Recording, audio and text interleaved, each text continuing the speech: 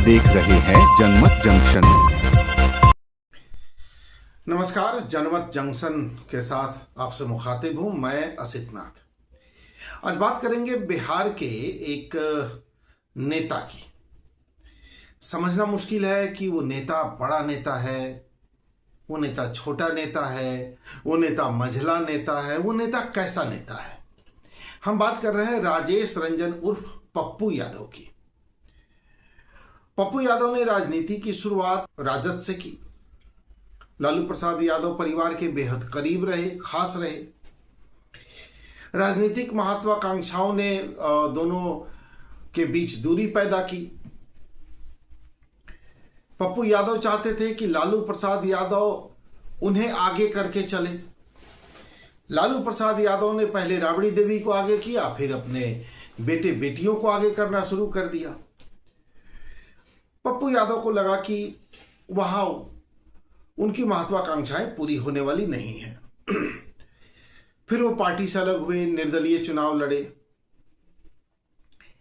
उसके बाद पप्पू यादव ने अपनी पार्टी बना ली।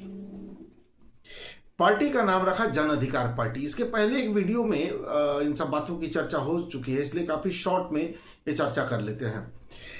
जन अधिकार पार्टी के तहत पप्पू यादव ने अपने उम्मीदवार उतारे। उम्मीदवार तो छोड़िए, खुद पप्पू यादव हारे, सारे उम्मीदवार हारे और बुरी गत हुई ज्यादातर उम्मीदवारों की। फिर विधानसभा चुनाव में भी जन अधिकार पार्टी के उम्मीदवार उतारे गए। विधानसभा चुनाव में भी जन अधिकार पार्टी कुछ खास नहीं कर पाई, मतलब एक मजबूत वोट कटवा भी नहीं बन पाई जन अधिकार पार्टी। पप्पू यादव के लिए स्थिति ठीक नहीं थी, खुद भी चुनाव हार चुके थे, पार्टी कहीं अच्छा परफॉर्म नहीं कर पाई। तमाम संभावनाएं तलाशने के बाद पप्पू यादव ने कांग्रेस पार्टी में अपनी पार्टी का विलय कर लिया। दिल्ली में पार्टी का विलय हो गया, लेकिन कांग्रेस ये मानने से इनकार करती रही कि पप्पू यादव कांग्रेस पार्टी में है। ये अपने आप में एक अजूबा है। पप्पू यादव की पूरी पार्टी का विलय तो कांग्रेस में हो गया, लेकिन पप्पू यादव को कांग्रेस का सदस्य मानने से ही कांग्रेस इनकार करती रही, आज भी करती है। बिहार कांग्रेस के प्रदेश अध्यक्ष तो कई दफे खुलेआम कह चुके हैं कि नहीं, पप्पू यादव कांग्रेस में नहीं है। तो पप्पू यादव कहां है, आज इसी की चर्चा करते हैं। पप्पू यादव ने जब अपनी पार्टी बनाई, एक अपने यहां कहावत है बिहार में कि बंद मुट्ठी लाख की और खुल गई तो खाक की। तो जब उन्होंने अपनी पार्टी बना ली तो उनकी मुट्ठी खुल गई, और मुट्ठी खुल के ये पता चला कि पप्पू यादव का कोई मजबूत जनाधार राज्य स्तर पर नहीं है।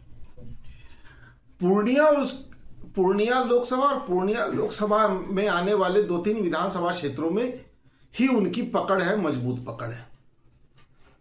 बाकी कहीं पप्पू यादव का कोई असर नहीं है। उनकी जन अधिकार पार्टी ने यह साबित कर दिया। सच्चाई है कि पप्पू यादव अगर अपने लोकसभा क्षेत्र, संसदीय क्षेत्र से बाहर जाते हैं, मान लीजिए उदाहरण के तौर पर मैं कह दूं कि वाल्मीकि नगर या बेतिया जाते हैं, या वो दरभंगा जाते हैं, या वो औरंगाबाद जाते हैं, और वहां कोई वो चुनावी सभा कर ले या प्रचार कर ले, तो वोट बैंक को प्रभावित नहीं कर पाए कभी भी इन सब जगहों पर। मतलब अपने क्षेत्र से बाहर पप्पू यादव की कोई पकड़ नहीं है। उन्होंने पूरी कोशिश की कि यादव बिरादरी में वो अपनी मजबूत पैठ बना लें और वो तेजस्वी यादव के लिए चैलेंज बन जाए, लेकिन उनकी ये कोशिश नाकाम हुई। यादव बिरादरी उनके साथ खुल के नहीं आई, जबकि उन्होंने अपने ज्यादातर जिला अध्यक्ष यादव बनाए, उसके बाद मुसलमान बनाए, लेकिन ना तो मुसलमानों का साथ उन्हें मिला, ना ही यादवों का साथ मिला। इसीलिए जन अधिकार पार्टी खत्म भी हुई। अब पप्पू यादव की स्थिति क्या है कि वो, उनके पास कोई पार्टी भी नहीं है। एक पार्टी थी जिसका विलय कांग्रेस में उन्होंने खुद किया, बाकायदा घोषणा कर दी कि हाँ विलय कर दिया। ऐसा कोई मजबूत कैडर भी नहीं था, मजबूत कार्यकर्ता भी नहीं थे जन अधिकार पार्टी में कि विलय हो जाने से कांग्रेस बहुत मजबूत हो गई, ऐसा भी कुछ नहीं हुआ। पप्पू यादव के साथ व्यक्तिगत तौर पर कुछ लोग जुड़े हुए थे, ये सच्चाई, अलग अलग जिलों में, और वो अलग अलग राजनीतिक दलों को वोट देने वाले लोग भी थे। ऐसा नहीं है कि वो खुद जन अधिकार पार्टी को वोट देने वाले लोग थे, भले इनकी पार्टी में पदाधिकारी थे, लेकिन चुनाव में वो लोग ही दूसरे दलों को वोट देते थे, या उनमें से भी कई लोगों को देखा गया कि जो दूसरे दलों के लिए वोट मांग रहे थे। तो उस पार्टी के विलय से कांग्रेस में कोई फायदा भी नहीं हुआ। कांग्रेस इनको अपना सदस्य मानने को तैयार नहीं।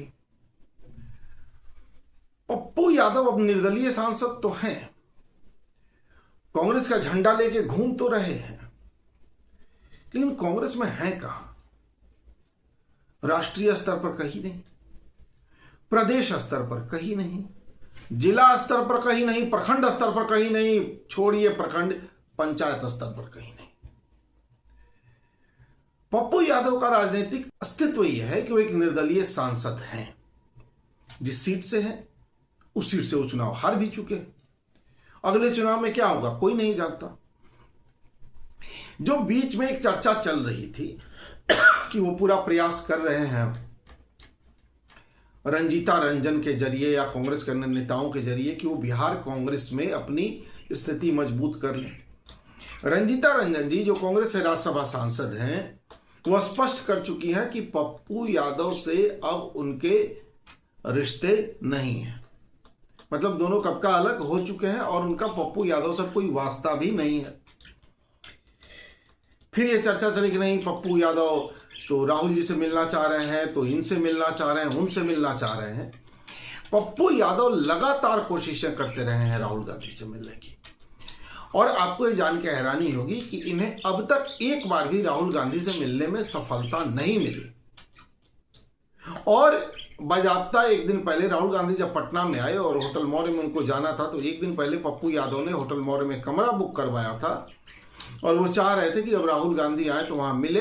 लेकिन राहुल गांधी के आने के पहले जैसे इनको पता चला कि राहुल गांधी ने इनको मिनट भर के लिए भी समय नहीं दिया है, ये होटल से निकल गए। मतलब ये कि राहुल गांधी भी पप्पू यादव में इंटरेस्टेड नहीं है।